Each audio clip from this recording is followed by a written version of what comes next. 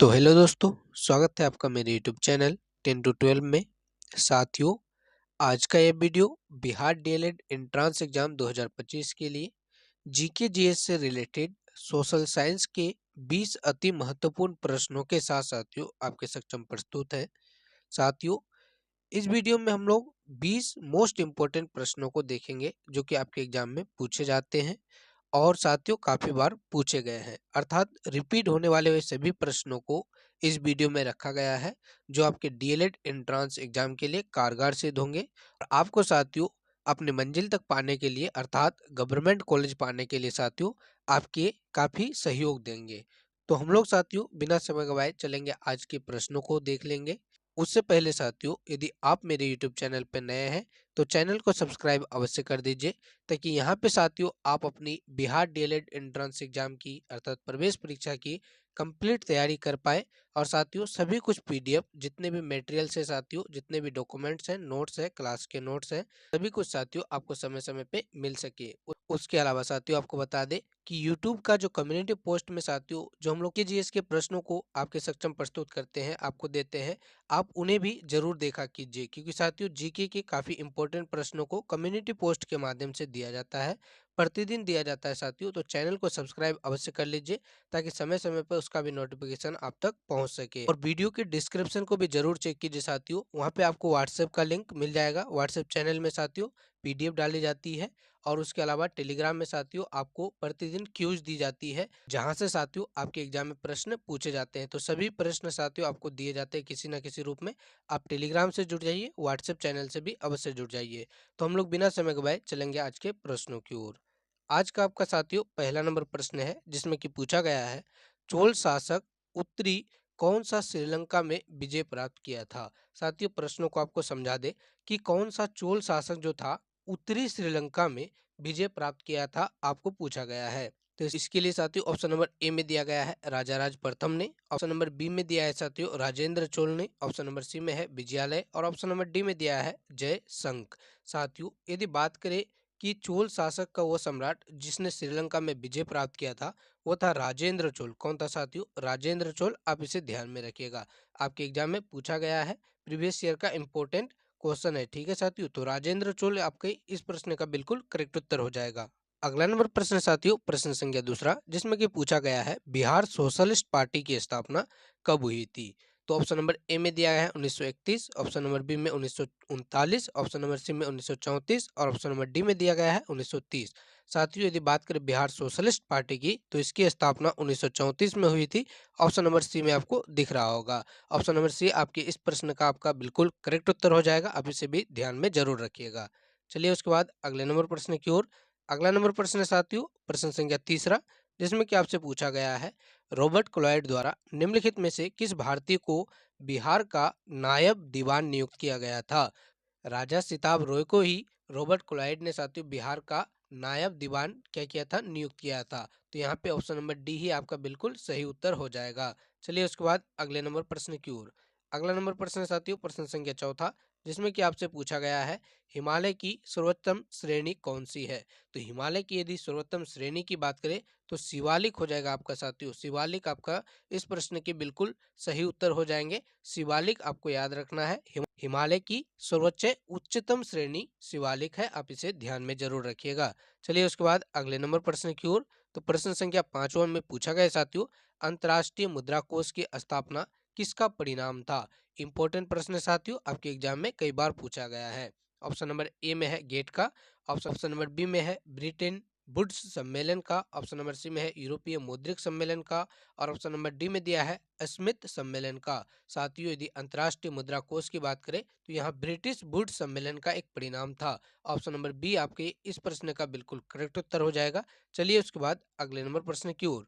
अगला नंबर प्रश्न साथियों प्रश्न संख्या छठा, जिसमें कि आपसे पूछा गया है, मोनालिसा को किस पर पेंट किया गया था। साथियों इस प्रश्न को आपके 18 सितंबर 2022 में जो एग्जाम हुआ था उसमें पूछा गया है, अर्थात प्रीवियस ईयर का इंपॉर्टेंट प्रश्न है, आपसे पूछा गया है। तो यदि बात करें मोनालिसा को, तो साथियों इसे लकड़ी पर पेंट किया गया था। किस पे साथियों? लकड़ी पे पेंट किया गया था। ऑप्शन नंबर बी आपके इस प्रश्न का बिल्कुल करेक्ट उत्तर हो जाएगा। चलिए उसके बाद अगले नंबर प्रश्न की ओर। साथियों प्रश्न संख्या 7 को देखें उससे पहले आपको बता दें, यदि आप बिहार डीएलएड एंट्रांस 2025 देने वाले हैं तो उसके लिए साथियों यदि आपको प्रीवियस ईयर के कंप्लीट प्रश्नों का सीरीज चाहिए तो आप इस दिए गए नंबर पे साथियों कनेक्ट अवश्य कर लीजिए, व्हाट्सएप कर लीजिए या कॉल करके साथियों जानकारी ले लीजिए। काफी कम फी में साथियों केवल और केवल 19 रुपए में साथियों सभी कुछ पीवाईक्यू के प्रश्न आपको दे दिए जाएंगे। तो साथियों दिए गए नंबर पे आप व्हाट्सएप करके जानकारी अवश्य ले लीजिए। केवल साथियों 19 रुपए में आपको प्रीवियस ईयर के सभी पीडीएफ नोट्स आपको दे दिए जाएंगे, सभी सब्जेक्ट के रहेंगे साथियों, तो जानकारी जरूर ले ले। तो चलते हैं प्रश्न संख्या 7 को देख लेते हैं। प्रश्न संख्या 7 में आपसे पूछा गया है चंद्रशेखर आजाद मुठभेड़ में कहाँ शहीद हुए थे। तो इसका सही उत्तर हो जाएगा साथियों ऑप्शन नंबर ए अर्थात इलाहाबाद में। चंद्रशेखर आजाद मुठभेड़ में इलाहाबाद में क्या हो गए थे साथियों, शहीद हो गए थे। आपका ऑप्शन नंबर ए इस प्रश्न का बिल्कुल सही उत्तर हो जाएगा। चलिए उसके बाद अगले नंबर प्रश्न की ओर। प्रश्न संख्या 8 में पूछा गया साथियों हीराकुंड बांध किस नदी पे है। तो साथियों यदि बात करें हीराकुंड बांध की तो ऑप्शन नंबर ए में दिया गया गंगा नदी, ऑप्शन नंबर बी में महानदी, ऑप्शन नंबर सी में दिया है कावेरी नदी और ऑप्शन नंबर डी में दिया है साथियों ब्रह्मपुत्र नदी। साथियों आपको सही उत्तर की यदि बात करें तो हीराकुंड जो बांध है साथियों यह महानदी पर स्थित है। कहाँ पे है साथियों, महानदी पे स्थित है और विश्व की सबसे लंबी नदी घाटी परियोजना है। यदि साथियों आपसे पूछा जाता है कि विश्व की सबसे लंबी नदी घाटी परियोजना कौन सी है तो महानदी पे साथियों जो हीराकुंड बांध है ये सबसे लंबी बांध है साथियों, आप इसे ध्यान में रखिएगा। और हीराकुंड बांध किस नदी पे है, महानदी पे है। उसके अलावा साथियों प्रश्न ऐसे भी पूछा जाता है कि यह हीराकुंड बांध साथियों कहाँ पे है, तो आपके उड़ीसा राज्य साथियों आपका बिल्कुल सही उत्तर हो जाएगा, आपको याद रखना है। चलिए उसके बाद अगले नंबर प्रश्न की ओर। अगला नंबर प्रश्न साथियों प्रश्न संख्या 9 जिसमें कि आपसे पूछा गया है फतेहपुर सिकरी का बुलंद दरवाजा का निर्माण किसने करवाया था। तो सबसे पहले आप जान लीजिए कि अकबर ने करवाया था। किसमें साथियों, तो अपने गुजरात विजय की याद में, अपने गुजरात विजय की याद में साथियों फतेहपुर सिकरी में अकबर ने बुलंद दरवाजा का निर्माण करवाया था। और कब करवाया गया था आपसे पूछा गया है कि गुजरात पर जब विजय प्राप्त किया गया था तो यह दरवाजा का निर्माण कब करवाया गया था। तो साथियों इस प्रश्न का सही उत्तर क्या हो जाएगा, ऑप्शन नंबर ए अर्थात 1572। साथियों 1572 में अकबर ने गुजरात पर विजय प्राप्त किया जिसके याद में साथियों उसने फतेहपुर सिकरी में बुलंद दरवाजा का निर्माण करवाया था। ठीक है साथियों, तो आशा करते हैं कि आपको समझ में आया होगा। चलिए उसके बाद अगले नंबर प्रश्न की ओर। अगला नंबर प्रश्न साथियों प्रश्न संख्या 10 जिसमें कि पूछा गया है किस राज्य में गेहूं का प्रचुर मात्रा में उत्पादन होता है। किस राज्य में होता है, ऑप्शन नंबर ए में है हरियाणा, ऑप्शन नंबर बी में है राजस्थान, ऑप्शन नंबर सी में उत्तर प्रदेश और ऑप्शन नंबर डी में दिया गया साथियों पंजाब। यदि बात करें गेहूं के उत्पादन में अग्रणी राज्य की तो साथियों उत्तर प्रदेश अर्थात ऑप्शन नंबर सी साथियों आपको दिया गया है उत्तर प्रदेश। साथियों आपके इस प्रश्न का बिल्कुल सही उत्तर हो जाएगा। उत्तर प्रदेश साथियों गेहूं के उत्पादन में भारत का सबसे अग्रणी उत्पादक राज्य है, आप इसे भी ध्यान में जरूर रखिएगा, आपके एग्जाम में पूछा जाता है। चलिए उसके बाद अगले नंबर प्रश्न की ओर। प्रश्न संख्या 11 में आपसे पूछा गया है साथियों अनटेड की स्थापना कब हुई थी। तो साथियों आपको बता दें अनटेड UNCTAD की स्थापना जो हुई थी 1964 में हुई थी, अर्थात ऑप्शन नंबर बी आपके इस प्रश्न का बिल्कुल सही उत्तर हो जाएगा। उसके बाद 12वां नंबर प्रश्न को देख ले साथियों। 12वां नंबर प्रश्न को देखिए उससे पहले यदि आपने अभी तक हमारे चैनल को सब्सक्राइब नहीं किया तो चैनल को सब्सक्राइब कर दीजिए। वीडियो को लाइक नहीं किया तो साथियों वीडियो को जरूर लाइक कीजिए और अपने साथियों तक, अपने मित्रगण तक, कोई भी साथियों आपके रिलेशनशिप में जो भी बिहार डीएलएड एंट्रेंस एग्जाम की तैयारी कर रहे हैं उन तक वीडियो को शेयर जरूर कीजिए साथियों, ताकि उनका भी लाभ हो सके, उनका भी भलाई हो सके। तो साथियों प्रश्न संख्या 12 में आपसे क्या पूछा गया है, बिहार का कौन सा जिला जूट उत्पादन में अग्रणी है। साथियों यदि बिहार के जिलों की बात करें जो कि साथियों जूट उत्पादन में अग्रणी है तो आपका पूर्णिया सबसे पहले स्थान पे आ जाएगा। पूर्णिया साथियों आपके इस प्रश्न का बिल्कुल सही उत्तर हो जाएगा, जो बिहार में सबसे अधिक जूट का उत्पादन करता है। चलिए उसके बाद अगले नंबर प्रश्न की ओर। अगला नंबर है साथियों 13वां नंबर प्रश्न जिसमें पूछा गया है VI लेनिन का संबंध किससे है। VI लेनिन का संबंध किससे है, ऑप्शन नंबर ए में है साथियों वर्ष 1917 की रूसी क्रांति से, ऑप्शन नंबर बी में साथियों वर्ष 1949 की चीनी क्रांति से, ऑप्शन नंबर सी में साथियों जर्मन क्रांति से, ऑप्शन नंबर डी में साथियों वर्ष 1789 की फ्रांसीसी क्रांति से। साथियों यदि बात करें लेनिन की तो ये रूस के थे, कहाँ के थे साथियों, रूस के थे। और इसकी मृत्यु की बात करें तो 1924 में हो गई थी। और साथियों इसके संबंध की यदि बात करें तो बोल्शेविक क्रांति जिसे कि साथियों रूसी क्रांति के नाम से भी जाना जाता है। 1917 से इसका संबंध था। रूसी क्रांति के जनक कौन कहलाते हैं साथियों? तो लेनिन कहलाते हैं। आप इसे भी ध्यान में जरूर रखिएगा। चलिए उसके बाद अगले नंबर प्रश्न की ओर। तो साथियों अगला नंबर प्रश्न है प्रश्न संख्या 14, जिसमें कि आपसे पूछा गया है जनगणना 2011 के अनुसार साक्षरता, महिला साक्षरता की दृष्टि से बिहार के जिलों का अवरोही क्रम आपसे पूछा गया है। ठीक है साथियों, प्रश्न क्या है कि जनगणना 2011 के अनुसार महिला साक्षरता दृष्टि से बिहार के जिलों का अवरोही क्रम। साथियों यदि बिहार के जिलों के अवरोही क्रम की बात करें महिला साक्षरता की दर से, तो यहाँ पे आपका ऑप्शन नंबर डी बिल्कुल सही हो जाएगा। सबसे जो ऊपर में है साथियों मुंगेर है, उसके बाद रोहतास, बक्सर, फिर पटना, अर्थात ऑप्शन नंबर डी आपके इस प्रश्न का बिल्कुल सही उत्तर हो जाएगा। चलिए उसके बाद अगले नंबर प्रश्न की ओर। अगला नंबर प्रश्न साथियों प्रश्न संख्या 15, जिसमें कि आपसे पूछा गया है वर्ष 1908 में भारतीय मुस्लिम लीग की एक शाखा लंदन में किसकी अध्यक्षता में खोली गई या स्थापित हुई? तो साथियों इसके ऑप्शंस है। ऑप्शन नंबर ए में है आगा खां, ऑप्शन नंबर बी में है अमीर अली, ऑप्शन नंबर सी में है लियाकत अली और ऑप्शन नंबर डी में है साथियों एम ए जिन्ना। साथियों यदि आपके इस प्रश्न के सही उत्तर की बात करें तो सही उत्तर हो जाएगा साथियों ऑप्शन नंबर बी अर्थात अमीर अली।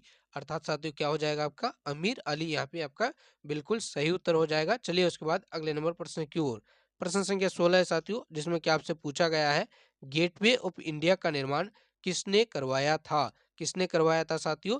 तो आपको बता दे कि गेटवे ऑफ इंडिया का निर्माण 1911 ईस्वी में राजा जॉर्ज पंचम के सम्मान में करवाया गया था। और साथियों यदि आपसे पूछा जाता है कि गेटवे ऑफ इंडिया कहाँ है, तो साथियों आपको ये बात भी पता होनी चाहिए कि मुंबई में है। गेटवे ऑफ इंडिया कहाँ है? मुंबई में है। इसकी स्थापना ऐसे कब बनाया गया था? तो 1911 ईस्वी में बनाया गया था। और पूछा जाए साथियों कि किसके सम्मान में, तो आपको ये बात भी पता होनी चाहिए कि ब्रिटेन के राजा जॉर्ज पंचम के सम्मान में इसे बनाया गया था। तो साथियों आशा करते हैं कि सब कुछ आपको समझ में आया होगा। चलिए उसके बाद अगले नंबर प्रश्न की ओर।